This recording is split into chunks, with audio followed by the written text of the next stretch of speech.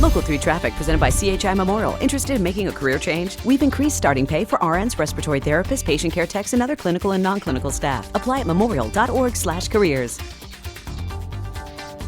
All right, let's go outside. Take a look at your commute this morning. Left side of your screen, I-24 at US 27, that split. And there's no backup going on there, and smooth sailing.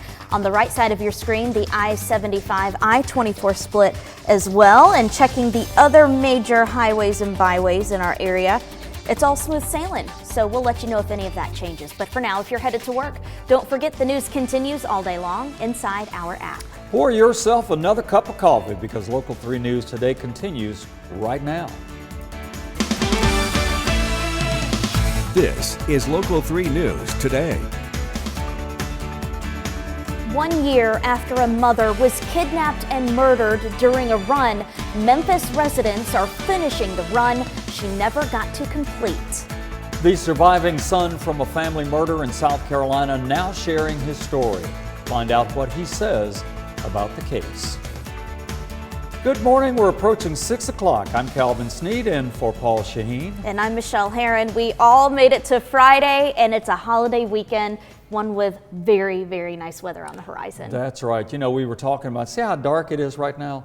Like what, a month ago, the sun was coming up right about now. So we're losing all of those minutes every day, you know, as we get closer to the colder months. Yep, the Burr months is what some people like to call it. The Burr factor. The Burr factor. The Burr and factor. if you want the exact amount, in the month of September, we'll lose 63 minutes of daylight. So That's a whole hour. yeah, it's a whole hour, and we lost 57 in August. So the 2 months together, just August and September, 2 hours of daylight that are lost. So yeah.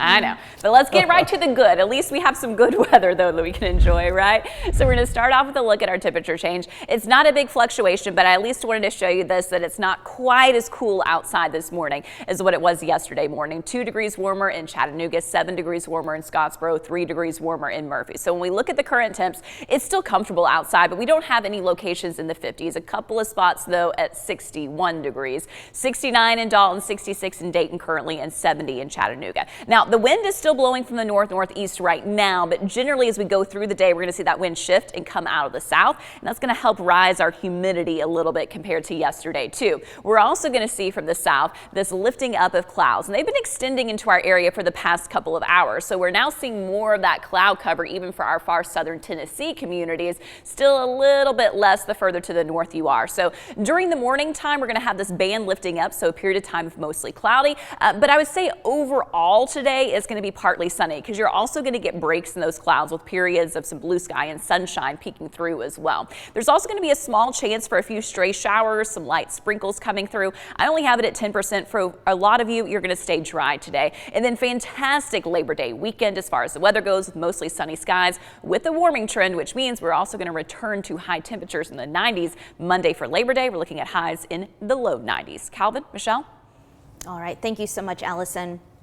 Well, this weekend marks a painful anniversary. It has been 1 year since the death of Memphis mother Eliza Fletcher. You'll remember Fletcher was kidnapped and killed during her morning run last year. Now, for the second time, hundreds of runners are expected to finish Liza's run. Supporters will descend on Midtown Memphis and the University of Memphis area, and the school says safety is the #1 priority.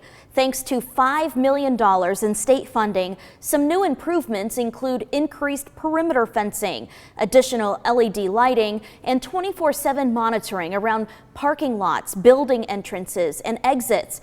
Finish Liza's run will begin in the front of Immaculate Conception Cathedral in Memphis today. We're glad you're watching Local 3 News Today. A Cleveland woman who police say posed as a nurse at Erlanger Hospital appeared in court yesterday. She's accused of unplugging the equipment of 2 patients and trying to steal narcotics. Yeah, her case has now been bound over to a grand jury. Leah Bowling joins us now in the studio with an update. Good morning. Good morning, Michelle. Lydia Brock appeared before Judge Gary Starnes and waived her rights to a preliminary hearing. An attorney says by waiving her rights, she can avoid the risk of additional charges or an increased bond.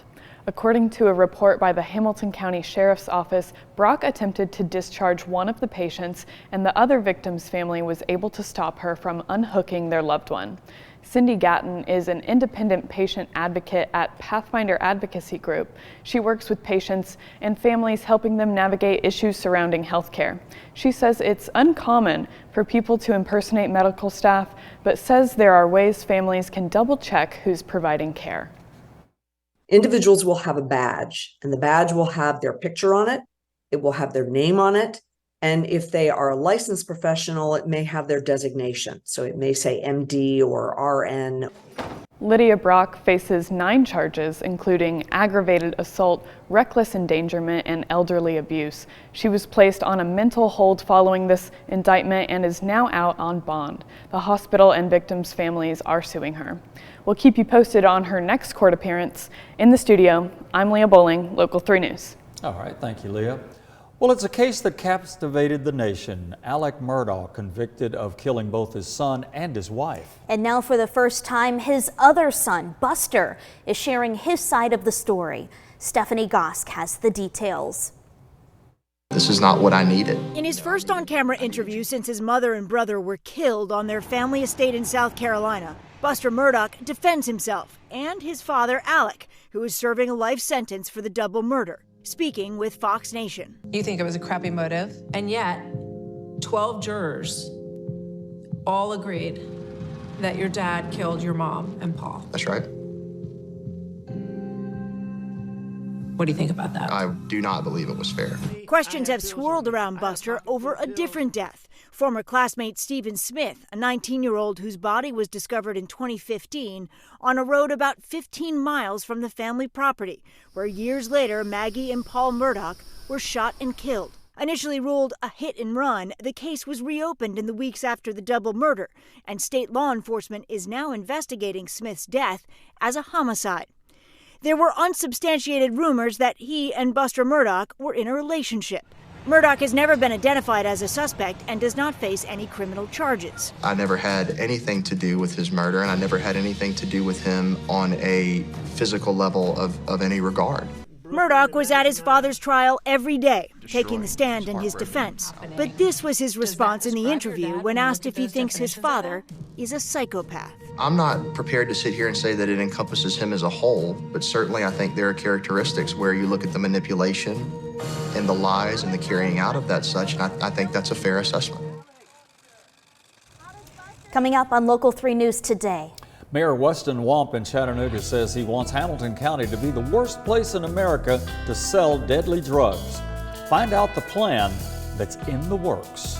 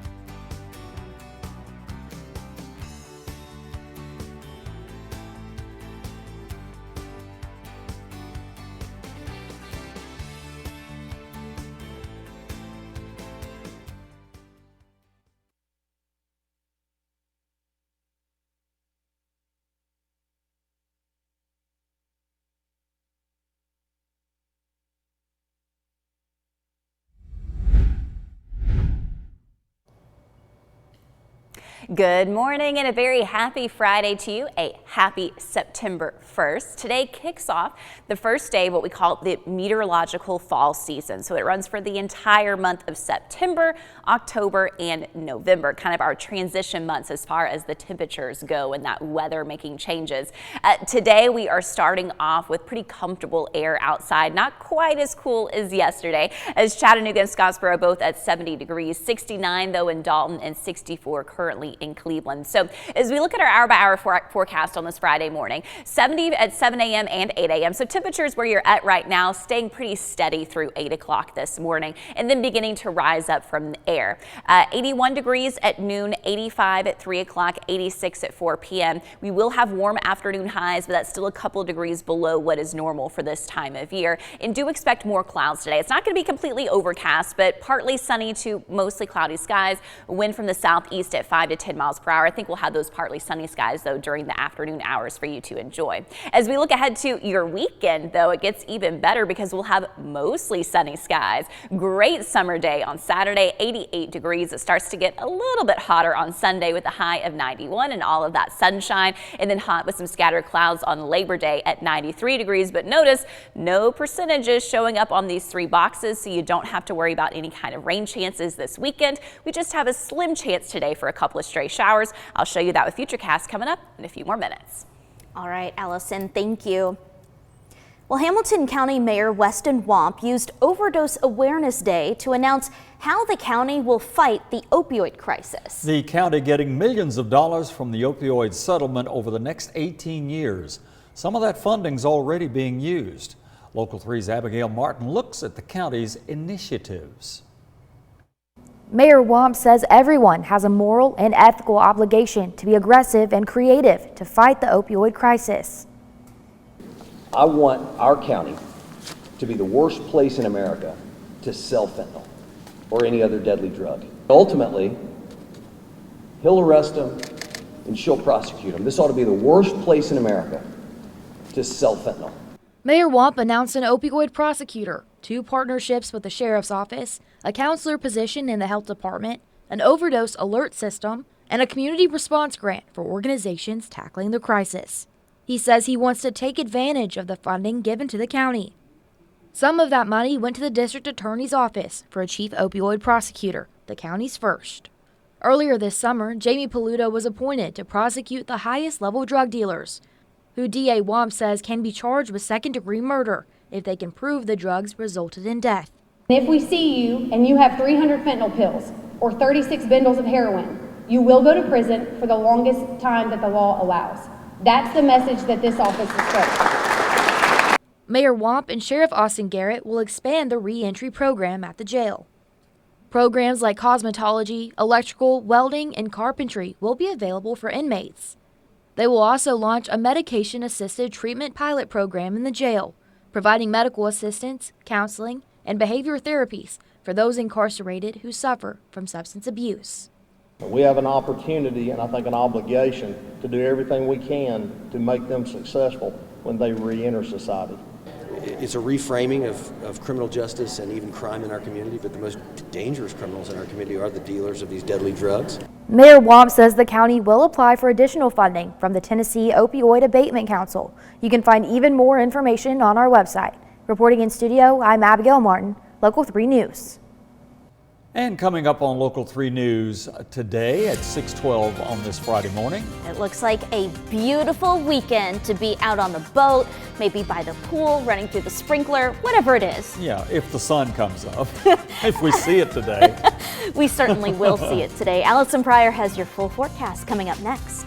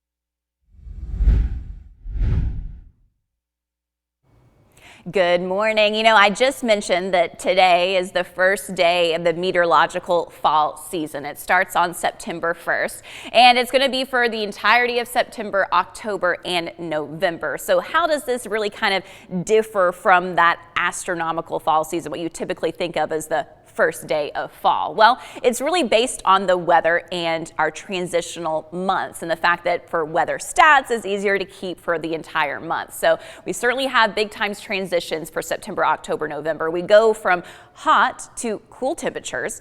We also can get storms this time of year, kind of a little bit of a secondary severe weather season as we have some cold fronts that start to sweep through. And of course, we're also losing daylight as well. But one thing I know a lot of us love is the fall foliage that we get to be treated for.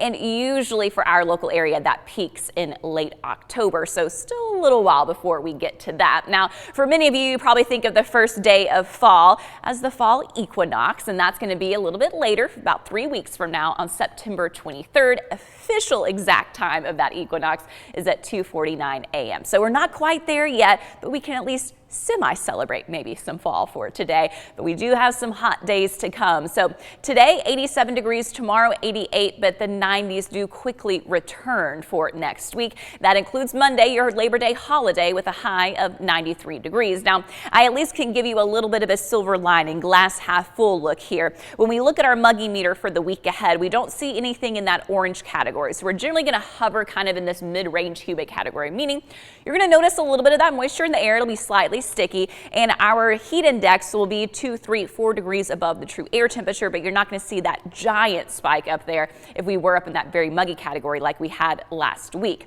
Now, our chance of rainfall over the next 7 days is pretty slim to none.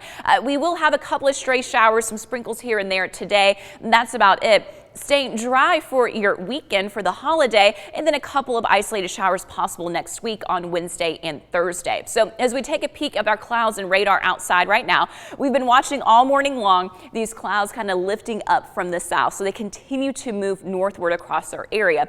Overall, I would say today is going to be partly sunny, but there will be a few periods of time that we have mostly cloudy skies, and we're seeing that right now as that's pushing over from the south. And really, this is all going to continue to lift up from this trough that's been to right along the Gulf Coast. Now, any kind of greater rain chances will stay outside of our area today, but again, can't rule out a stray shower. I did want to give you an update. This L that you're seeing right there, that's a Dahlia. So no longer a tropical storm, no longer a hurricane, but instead it's lost its tropical qualities and it's now post-tropical cyclone Idalia, but it can bring some impacts to Bermuda as it slowly moves eastward for today. So back here at home though, as we look at our future cast, again, we're seeing those mostly cloudy skies this morning, a couple of isolated showers, a little bit of a sprinkle here and there. I do think we'll see more breaks in the clouds as we go into the afternoon hours. So that's when you're going to get those partly sunny skies with that mixture of some blue sky and sunshine, also with a few areas of cloud cover. Wind coming up from the southwest this afternoon into the evening time. It looks great for Friday night football games tonight. As we go overnight into Saturday, notice by Saturday morning, those clouds really start to disappear. So Saturday will be mostly sunny, and that's going to set us up for a great string of days for the holiday weekend. So Saturday looking fantastic, starts to get a little bit warmer. On Sunday, highs around 90 degrees, and you still have those mostly sunny skies outside, so fantastic for your weekend plans. Here's a check then of your hour-by-hour forecast. 72 degrees at 9 a.m. today, 83 and partly sunny at 1 o'clock. By 5 p.m., we're looking at that partly sunny sky and 86 degrees at that point. High temperatures today are going to range from 79 to 87 across our area, up to 88 on Saturday, 91 on Sunday, and then 93 on Monday. Overall, great weather week ahead, especially if you wanted that last kind of taste of summer. You're going to get that again with those 90s coming back. Beautiful days, pleasant nights. Yes, love it. Sounds good. All right. Thanks, Allison. All right, let's go outside and take a look at your morning commute. A little bit of slowdown happening. We've been talking about this all morning on the right side of your screen. That's I-24 at South Moore Road. They've been doing construction there, so we usually see a slowdown around this time of the morning. There's not a crash to tell you about or anything like that, just folks slowing down as they're going through that construction zone. Left side of your screen, that's I-24 east of Market Street, and as you can see, everyone is smooth sailing there. There's nothing else to report to you this morning, but of course, if that changes, We'll let you know. Everybody's behaving. They are. That's good. 6:19 coming up on Local 3 News Today. The Mocs women's soccer team comes back home to Finley Stadium. Sports Director Ben Bobick has highlights. Local 3 traffic presented by CHI Memorial. Interested in making a career change? We've increased starting pay for RNs, respiratory therapists, patient care techs, and other clinical and non-clinical staff. Apply at memorial.org/careers.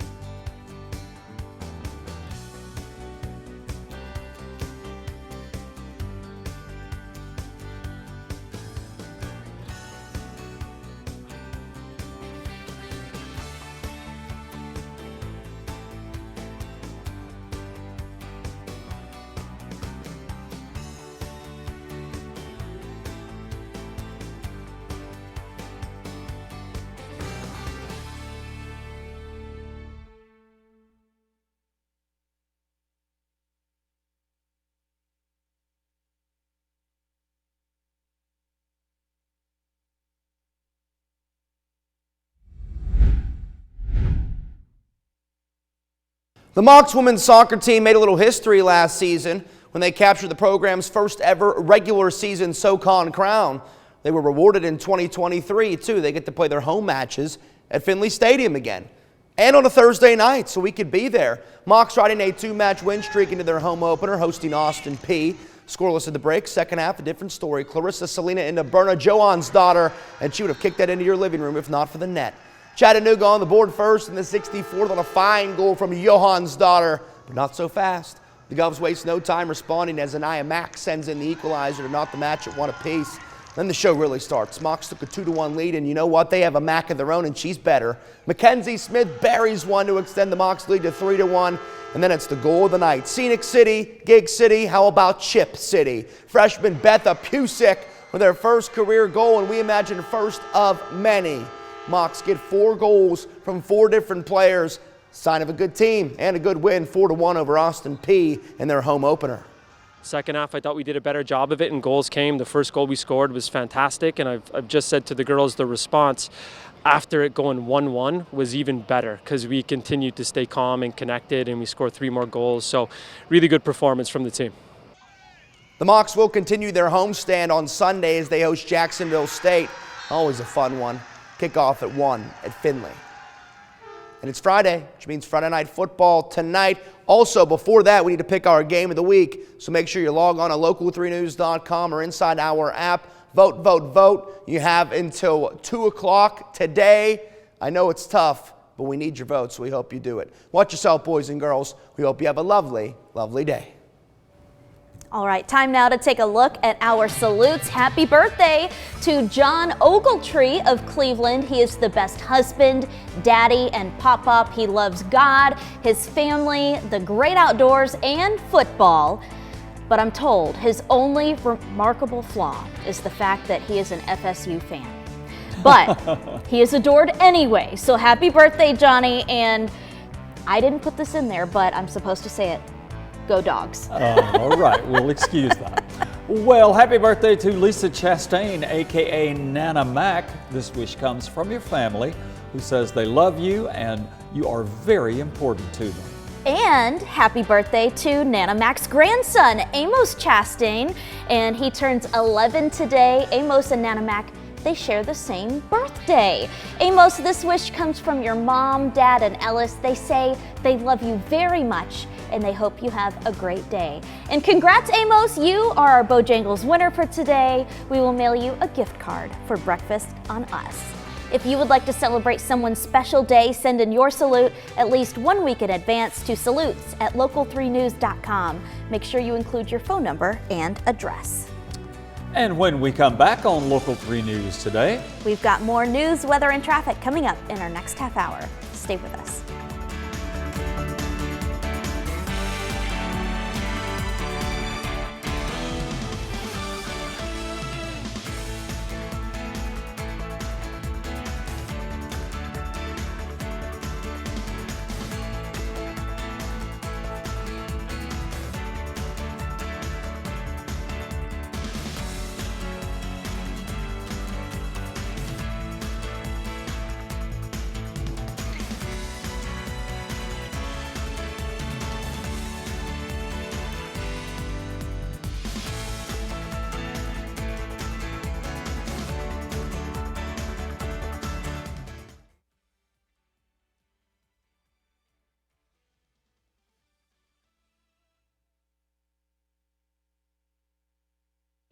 Good morning and a very happy Friday to you. We have made it to the end of the week. We have made it to a new month, September 1st. And here's what to expect today. Partly sunny to mostly cloudy skies today. So there will be times you're going to have greater cloud cover. Most locations staying dry, but can't rule out a couple of stray sprinkles or light showers. Fantastic Labor Day weekend weather with mostly sunny skies and a warming trend as we return to the 90s. Not quite there yet though today. High temperatures ranging across the area from 79 to 87.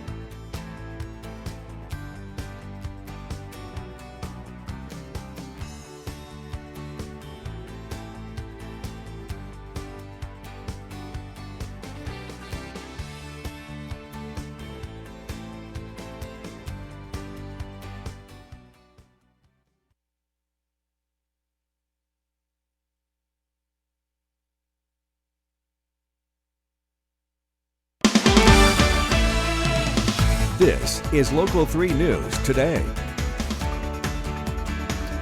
good morning. It's a beautiful day in the neighborhood. A beautiful day for a neighbor. I love that. And I even have one of Mr. Rogers' sweaters too. Really? I'm Calvin Sneed in for Paul. And I'm Michelle Herron. It is a beautiful day in the neighborhood. Let's bring in Allison Pryor, one of our most favorite neighbors here in the studio. Allison, it's a wonderful morning. It's a wonderful morning. And speaking of beautiful days, how about beautiful nights? I had to squeeze in a couple more of these amazing photos from viewers of the full moon that we had yesterday morning and the night before last. So these came in after the morning show yesterday. So I was like, I'll just hold off and I'll wait and show them for tomorrow, which of course is now today. So Larry Bowers sent these two shots in, the moon coming up at sunset, or sorry, at sunrise, coming down at sunrise. But then let's look at a couple of these that were in the middle of the night. Carol and John Harold sent this one in right here. And then we have another great shot by Alan Hunter. And again, this was the super blue moon, August second full moon, and now we are kicking off the month of September today, and we're doing it, with some clouds lifting across our area, but it's still going to be a pretty nice day for your Friday. Do expect more clouds overall, generally partly sunny to at times mostly cloudy skies. We're seeing this lifting up from the south. That'll be the general trend as we go through the day today. It is comfortable outside right now. Most of our communities are in the 60s, but you will see a little bit more of that warmth from Chattanooga down to the southwest. 74 degrees currently in Fort Payne and 70 in Chattanooga. So as we look at our day planner for this Friday, riding the school bus to school this morning, shouldn't be too many problems heading into school or work. 70 degrees, mostly cloudy at 7 a.m., 72 at 9 o'clock, 83 at 1 p.m. So any of those recess plans going in and out for today looking good. And then by 3 o'clock, we're sitting at partly sunny skies and a temperature of 85 degrees. Here's a check of your highs for today: 87 in Chattanooga, Cleveland, and 85 in Dalton. Michelle, Calvin. All right. Thank you so much, Allison. Well, Naughty Cat Cafe was forced to remove a sign that's been on the sidewalk in the front of their business for nearly 5 years by the city of Chattanooga. It's a sign that says 30 cats inside. When Heath Hansen and his wife showed up to work this week, 3 code enforcement officers from the city of Chattanooga walked in and handed out the violations regarding the sign. Hansen asked why the sign was all of a sudden a problem. And here's what he says he was told. He was very clear, and he said, "I'm not sure who you communicated with in the past, but they clearly don't work at the city anymore. These codes have been on the books for a very long time. However, they've never been enforced. That the city has never allocated the time, energy, and resources to actually going out into the streets and enforcing the code." Hansen says the code enforcement officer went on to say that the city has allocated additional funds and resources to hire people to enforce codes. We reached out to the city of Chattanooga and we are waiting to hear back. Whenever a prisoner breaks out, searching for them follows a routine involving man and woman's best friend. The Tennessee Department of Corrections has a special team that helps one sniff at a time. Cole Johnson has more on Canine Trackers. There are some workers with the Tennessee Department of Corrections with a very specific look. Big, long, floppy ears, big, flabby necks. And skill set. Their main purpose is to find escapees. Dustin Flannery is the TDOC's Canine Coordinator, working with dogs like Jake here. We have about 7 or so in training right now. They have 14 certified tracking dogs across the state, helping find not only escaped inmates, but other missing people, like kids and the elderly. They'll walk straight up and put their nose to your chest if you let them get that close.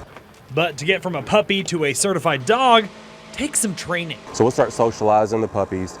Then we'll basically start playing hide and seek with the dog, get them used to searching for somebody. There's more to it than games like increasing the distance and changing up the location, but this kind of work is what these dogs are made for. We usually find puppies that come out of dogs that have been tracking dogs before. We got to see one of them in action, with a worker heading into the woods, one of the dogs tracing the scent and finding the path. As the dog gets closer to finding the person, that scent pool starts building more and more because it's less time. Making quick work of it and ending the exercise. Canines are our partners, right? They go out and help us out in dangerous situations just like every other officer would. These dogs have been around for a while. Our best guess is probably late 60s, early 70s. We probably started using tracking dogs for escapee purposes. Meaning some have come and gone.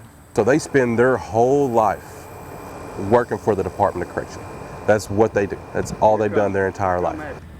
But they are remembered, and here at the Tourney Center, they're just up the hill with a simple marker, remembering these past partners. So to memorialize a dog, I mean, it's just like your partner working behind the fence, right? You want to memorialize that person if something ever does happen. So it's just the same way with the dog. But as you first saw during our visit, there are new dogs like Jake to train and bond with, to continue the work and find the scent. And that story from Cole Johnson. A Cleveland woman charged with posing as a nurse at Erlanger Hospital appeared in court yesterday. She's accused of unplugging the equipment of 2 patients and trying to steal narcotics. Leah Bowling joins us now in the studio with more. Good morning, Leah. Good morning, Michelle. Lydia Brock faces 9 charges, including aggravated assault, reckless endangerment, and elder abuse. According to an affidavit made by the Hamilton County Sheriff's Office on June 25th, Brock, who was receiving treatment herself, entered 2 elderly patients' rooms and began removing IVs and unhooking hospital equipment. Cindy Gatton, an independent patient advocate at Pathfinder Advocacy Group, says this kind of thing is uncommon. Hospitals have a lot of systems in place to assure that only their employees have access to the patients that are being cared for there. The affidavit says Brock was wearing a hospital gown while posing as a nurse. According to staff, Brock had a vial of blood, fentanyl, lidocaine, and other hospital paraphernalia in her purse. She told police that she was a nurse and forgot to dispose of them. Brock was placed on a mental hold following this incident. She is now out on bond. The hospital and the victims' families are suing her. We'll keep you posted on her next court appearance. In the studio, I'm Leah Bowling, Local 3 News. All right, thank you, Leah. Coming up on Local 3 News today. Start popping the popcorn. It's time to preview our Friday night football game of the week. And yes, folks, at 6:35 in the morning, it's always time for popcorn. And as we head to break, Joe Kelch of Spring City is our Show Us Your Mug winner today. Here he is with his favorite mug. On it, it has the thin blue line flag. He says that his son gave him this mug to celebrate his 27 years in law enforcement. So Joe, how about that? Thank you for your public service. And congratulations, you have won a Local 3 mug and an ice cream cake from Dairy Queen. If you would like to enter, send us a picture of you and your favorite mug to showusyourmug@local3news.com. Remember to include your phone number and address.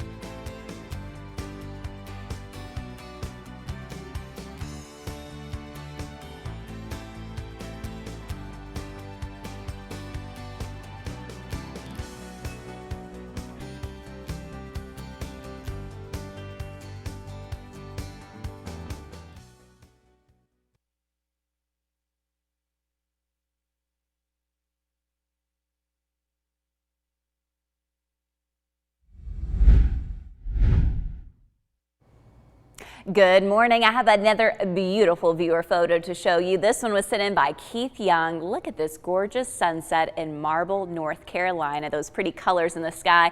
Thank you so much to Keith for sending in that photo. And of course, we've already mentioned it's Friday. It's September 1st, which means we need to do our wrap up of the month of August. So here's how August shaped up. So we ended up with an average high temperature of 90.2 degrees. The normal average high is 89.8. Low temperature 71. The normal low for August is 70.2, which means we ended up finishing the month, thanks to the heat that we had last week, just a little bit above normal in our temperatures. Check out the rainfall. That was a big one though, 3.09 inches above normal in rain. The highest high we had last month was 99 degrees. The lowest low was at 64. Let's dive a little bit deeper into that rain. So we wrapped up not only August, but what we call our meteorological summer season, which was June, July, and August, and it was pretty much just the same thing as our departure for the month of August, 3.08 inches above normal, and we are back above normal after a little bit of below normal time for the year as well at 0.64 inches. Michelle, Calvin? All right, thank you so much, Allison. Well, it is Friday. That means it is time for Friday Night Football. You know, weren't we just talking about popcorn? Yes. Folks, it's the Week 3 game of the week. Local 3's Samantha Casano has a preview. Welcome to Scottsboro, Alabama, home of our Friday Night Football Week 3 game of the week. The Scottsboro Wildcats are hosting North Jackson. The Cats are coming off a 56-51 win over rival Fort Payne in Week 1. Now they're getting ready for another non-region rivalry matchup. I thought our kids showed a great deal of character. We've got to shore up the defense, and I think we just got to continue to play consistent on offense, eliminate mental mistakes. The same old stuff that every football coach talks about. The Chiefs will take the field for the first time this season, and they're more than ready to get underway after a 2-8 campaign in 2022. 5 of the games we lost were all within a touchdown, so we gained a lot of experience and got some kids a lot of playing time early, and they're all returning back. So we hope to build on that experience and go out there and compete at a high level. And if you do that, you're going to come out on the right side most of the time. You can hear much more from both of these teams leading up to kickoff tonight. We'll be live from here starting at 4 o'clock Eastern. For now, in Scottsboro, Alabama, Samantha Casano, Local 3 Sports. All righty, got some big games coming up tonight. Well, coming up on Local 3 News today, we'll take you to Florida, where cleanup efforts are underway after Hurricane Idalia slammed the Sunshine State.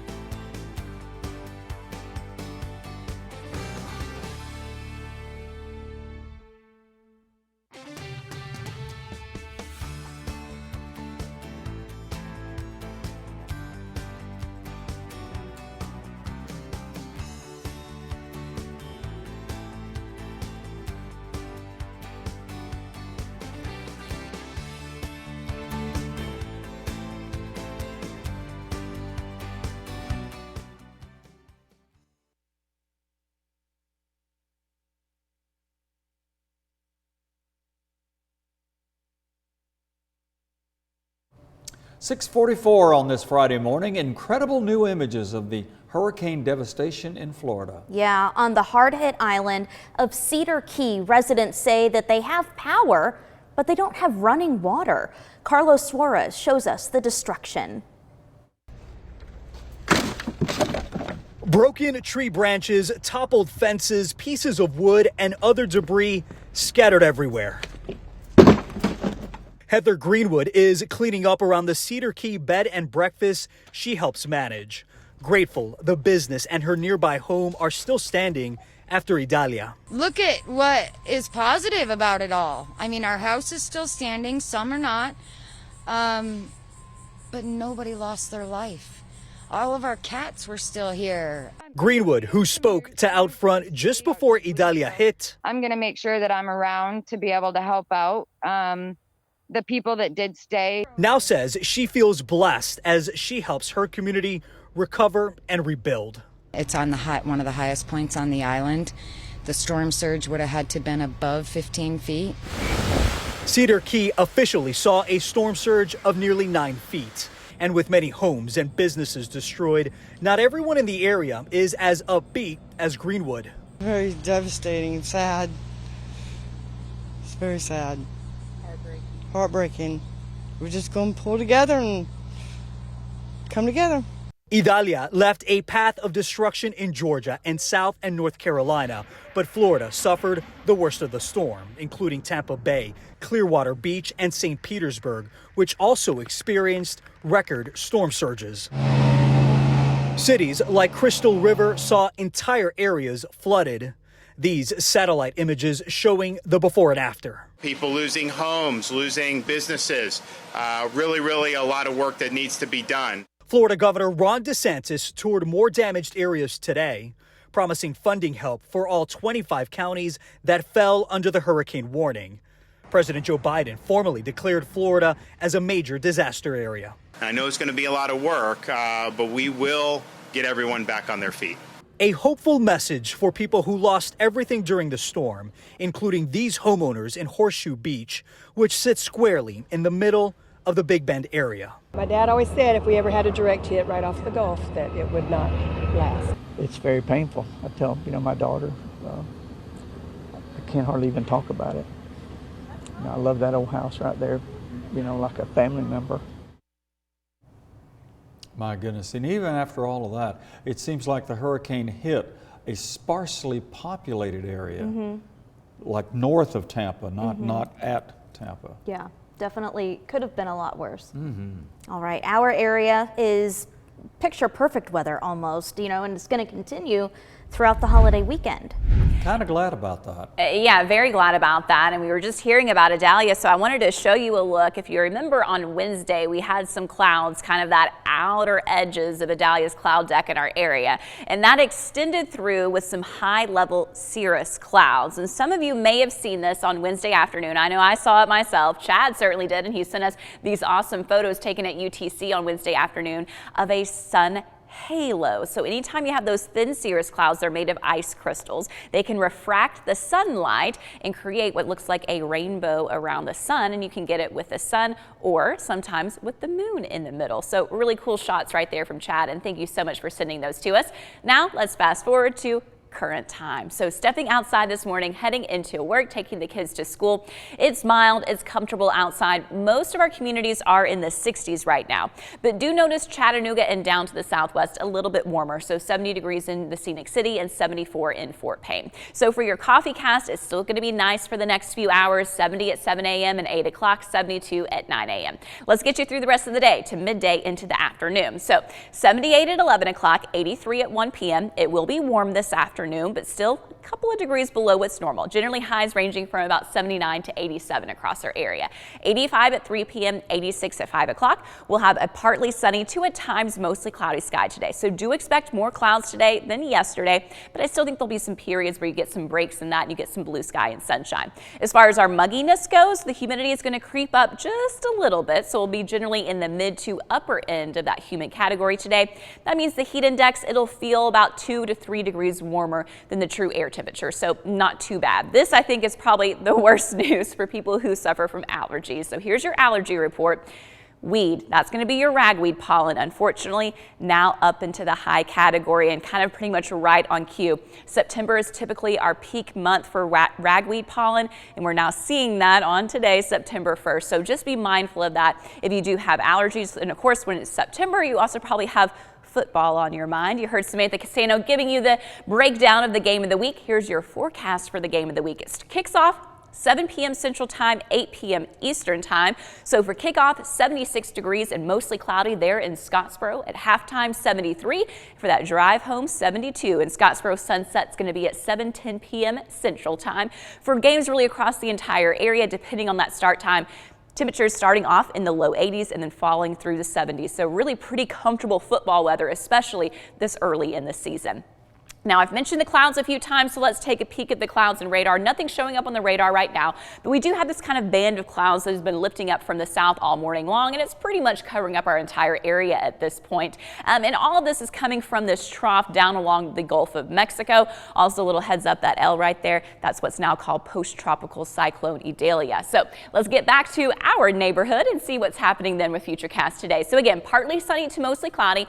Wind, especially this afternoon from the southeast at 5 to 10 miles per hour. We have a small chance at about 10% that we could see a stray shower or a sprinkle. But you're going to notice most of the green today is kind of staying outside of our area. So a lot of you, it's going to stay dry for your location. As we look ahead to Saturday, notice this little clearing right here. We end up with mostly sunny skies for your Saturday. That's going to repeat on Sunday as well. You're going to get plentiful sunshine too. And yep, what about Monday for Labor Day? More of the same. So great days ahead as far as that weather is concerned. Let's take a peek of your high temperatures then for the day today. 87 in Chattanooga, Cleveland, 82 in Murphy, and 84 in Fort Payne. Tonight, mild in the 60s, even a couple of spots in the 50s once again. And then tomorrow, mostly sunny with those 80s on the board from 82 to 88 degrees across the area. Gets a little bit warmer on Sunday to 91. And then Monday is Labor Day, mostly sunny and fabulous with a high of 93. Perfect for dipping in the pool. And we hope everybody has a nice, happy and safe Labor Day. Yes, and if you're traveling, careful on the roads too. Definitely. Speaking of roads, let's go outside right now. We've been tracking a little bit of slowdown, what was on the right side of your screen, but as you can see, that is cleared up. We usually kind of see a little bit of slowdown near Southmore Road on I-24, but it always clears up around this time. So that's some good news. And then left side of your screen, that's I-24 east of Market Street, and everyone is smooth sailing there as well. There's nothing else to tell you about, especially if you're headed to the Nashville area, Knoxville area, down to Atlanta. It's all smooth sailing. So pretty good news. Yeah, good news. Good news. Coming up next, we'll share what you need to know before heading out the door. As we approach 7 o'clock, the time is now 6:52. Local 3 Traffic presented by CHI Memorial. Interested in making a career change? We've increased starting pay for RNs, respiratory therapists, patient care techs, and other clinical and non-clinical staff. Apply at memorial.org/careers.